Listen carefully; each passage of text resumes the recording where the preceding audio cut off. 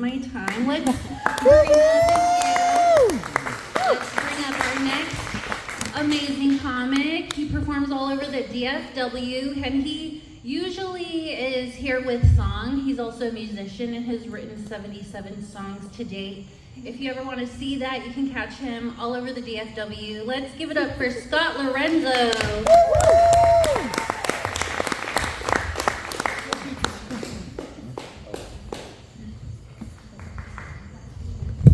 Thank you, Lily. Give it up for Lily Lopez again one more time. Yeah. I've had kidney stones 3 times. I just call it farming my own crystals, so that's parallel thinking right there. That's awesome. So, just by taking a look at me, how old would you say I am? Anybody want to venture a guess? 38. Pretty close. I am threw my back out by drinking hot cocoa too fast, years old. I went car shopping, which is always supposed to be fun, and while I was waiting for the guy to finish up with his previous customer, so yeah, go get a coffee. It's automated, and this thing had every option possible. So I got a hot cocoa, not realizing it's coming out at the same temperature that burned that McDonald's lady. And I take 2 hearty gulps of it because I hadn't had anything to drink in a while, and my back just shoots. And I'm just Fred Sanford waiting for Elizabeth. I'm just, oh shit, And like, I had that moment of like, this is it, okay. It was a good run. I got my credit back up to the 750s. I got married. I got the cars paid off. All right, let's go. And then it subsided.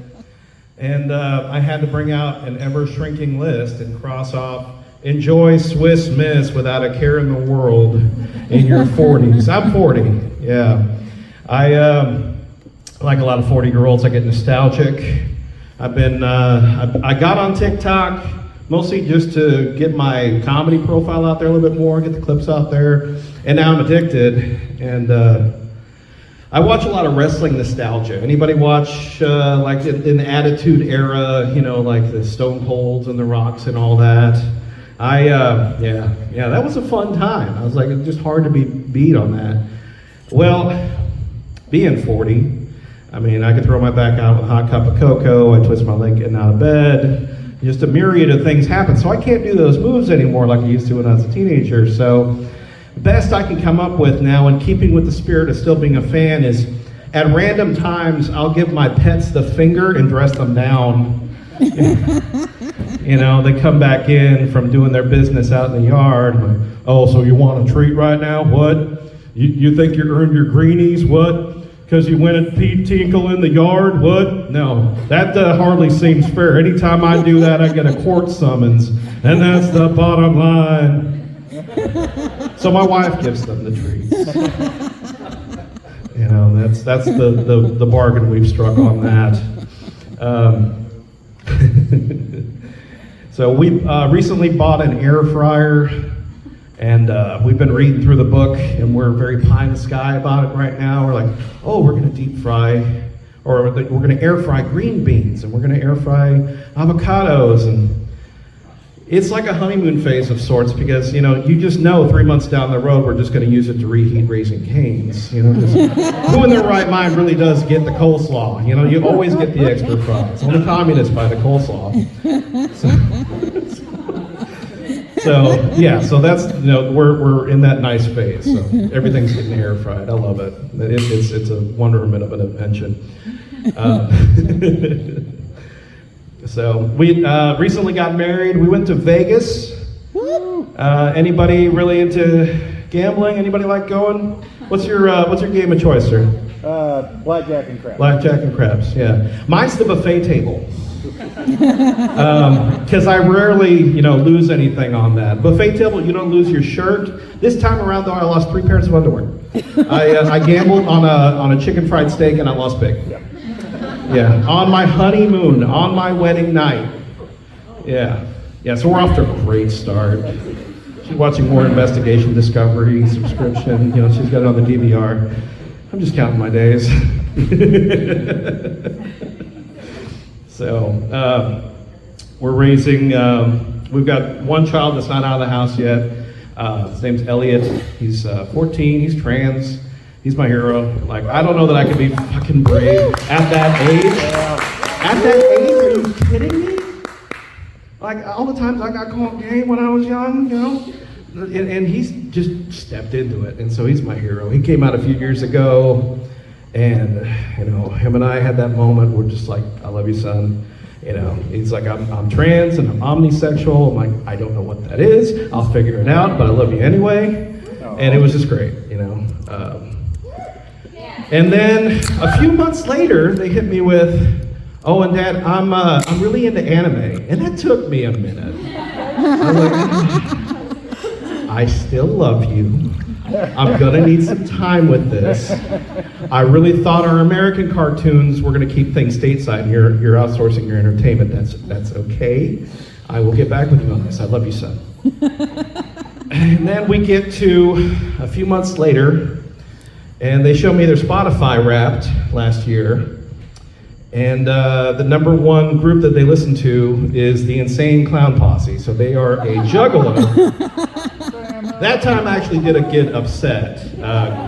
I ended up calling his pediatrician because he assured me that stuff skips a generation, and apparently does not. So now we're having to buy an extra ticket to the gathering. We're going through twice as much face paint.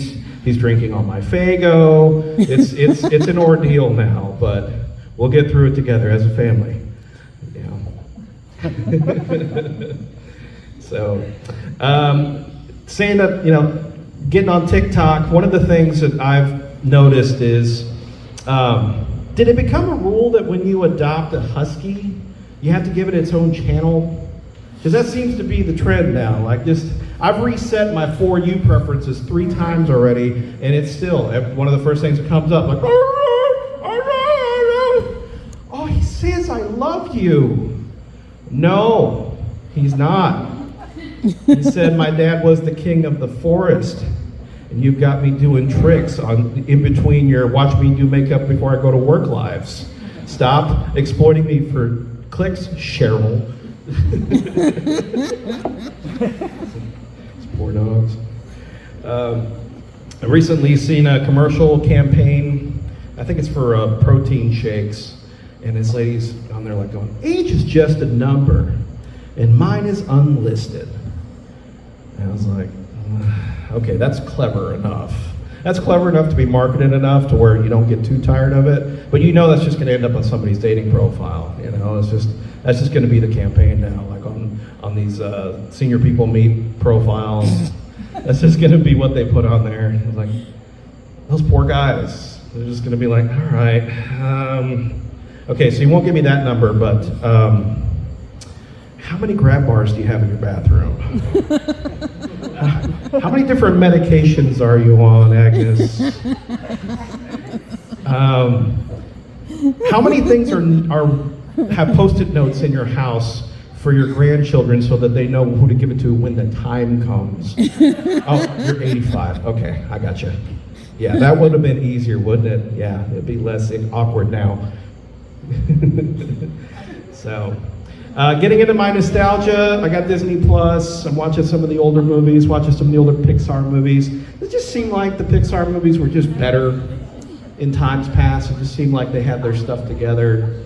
I think the reason why is because, here's my theory. I think that they let their writers get high in the 90s and just watch basic cable and then create cartoon versions of it.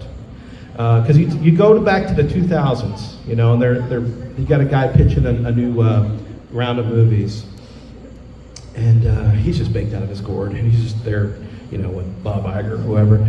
He's like, all right, man, go with me on this. It's a fish out of water story. We're already doing Finding Nemo. No, dude, no. Hold on. It's this hotshot guy, right? He's got this big job in LA he's going to, but he has trouble on the way, and he hits a bunch of stuff, and they make him work it off. Yeah, that sounds like a Michael J. Fox movie, if I'm not mistaken. No, dude, no. And he's got this mentor that he calls Doc. Yeah, that's Doc Hollywood. What are you going to tell me now? He drives a red sports car? No, dude, he is the red sports car. All right, we'll take 3 of them. Give me some redneck to play his best friend. So, in March, I got the Rona. I got the Rona in March. I got it right around the time I was doing a set of shows. I was doing some concerts with my parody music. I'm a musician, so I just released an album a few months prior, and I was doing one of my shows, and my voice gave out. And I was like, well, that's kind of weird. I should probably go get checked out. So the very next day, I go to my doctor in Royce City, Tim Swafford. Yeah, he's going to be in my bed still the day I die. He said, you got the crud. Take 8 ibuprofen a day, 8 ibuprofen a day. And it'll clear up in about a week and a half. It'll get worse before it gets better. I'm like, all right, you're the doc. I'll trust you. So about 4 days goes by, and I am just dead on my feet. I'm working salary. I'm working 70 hours a week. I think some of it's maybe fatigue, but really, it's the Rona. And so I try to text my wife to come pick me up because I don't want to, end up going to the hospital without her. That's just not very considerate, So I start texting her, and it's 9 o'clock at night. She has Do Not Disturb on because she's got work the next morning. I'm like, damn it. Okay, let me try to call her. Do not disturb. I'm like, okay. And I'm delirious at this point. I'm like, okay, what has worked cinematically in the past? What is something I could take from the lessons of 80s cinema? I went all the way back to Short Circuit 2. Remember in Short Circuit 2, when the 2 guys get stuck in the Chinese freezer, and one of them has a calculator, and he's like learning music with it to relate to his girlfriend. I did that. I tapped into our Google Home speaker. My wife's name is Susanna. And the very first song I put on is, I'm trying to be cute. And in my delirium, I'm just out of my mind. I'm still trying to be cute about it. And I go, Wake Up Little Susie by the Everly Brothers. And it comes on. And it comes on at full volume. And she goes, hey Google, shut it off. And I get the notification it's been shut off. I'm like, oh crap. Okay, so that didn't work either. All right, let's move this up a notch. And I do Chop Suey by System of a Down. The beginning of that song is wake up, make up. So I'm giving her instructions. She shut that off too. Third go around, I've just lost my patience. I do Move Bitch by Ludacris. Didn't work either, so I put Fox News at full volume. It did not. One of my associates took me home. I basically collapsed in front of her. She takes me to the hospital, and I'm there for about 3 days. I got COVID, pneumonia, and sepsis. I was hours away from dying. That's how bad that got. That's why Tim Swafford will always get top billing on this joke. So, I'd never been that sick before in my life, and I go there. And I have these subroutines. I don't know if you guys have the same routines I do when it comes to getting sick. You end up staying home, getting a lot of sleep. You'll eat some really greasy comfort food. And if you've got somebody in your life, the two of you, might make Wilkeby, might get lucky, because that gets the dopamine going. Well, I've got a blood pressure cuff on this arm. I've got all my fluids coming this way, and if I bend my arm this way, it tattles on me. Plus, I can't get out of the bed because they have one of these sensor alarms in there, so I can't do anything extraneous at this point. And they're checking my stuff every hour and a half, and they've got me on a diabetes diet because I need it. I had lost all sense of taste and smell at that point. Do you know how bad food's gotta be for my brain to still tell me, yeah, this shit's disgusting, bro? That's what happened. That was actually going on as I'm eating this dry toast and stuff. I'm like, oh, this is still bad. I know I need it for nourishment, but oh, yeah, this is not good. So I'm stuck in this position. I'm cranky. They're not letting me sleep. It's a COVID ward, so she's not allowed to come in. So there's just no relief in sight. So trying to distract myself. I'm like, all right, let me put on TV. It's 3 a.m. If I'm not going to sleep, I might as well just zone out. I put on diners, drive-ins, and dives. And he is in a southern kitchen making the most delicious peach cobbler I've ever seen in my life. And to make matters worse, I don't know if you know this, but Pornhub borrowed that theme that they do for the beginning. You know, they borrowed it from somebody, and I think they borrowed it from Guy Fieri because they used that to kind of undercut how seductive this beach cobbler is. It's 3 o'clock in the morning. I haven't had a lick of sleep, and I've got cylinders going here. I've got neurons firing in very weird directions, and I'm desperate. I go, what would a man do in this situation? He's been put in like this. So I Googled fuckable cobbler delivery near me. Didn't really get much out of that, although an Instacart guy let me tip him $50 to bring a pie over, and I had my way with it. I've been Scott Lorenzo, y'all. Thank y'all so much for listening to my stuff. I'm on Patreon. I'm on all the social media as the Scott Lorenzo. Coming up next, very talented comedian, very talented Jill of all trades when it comes to comedy and performing. She's got a show tomorrow night at Dallas Comedy Club for Funniest in DFW. She's in round two. So she's gonna slay it. She's gonna go all the way. And then she's got a one-woman show on the 16th and 17th called Laugh After Death. And she's gonna crush it there too. Y'all give it up for Danny B.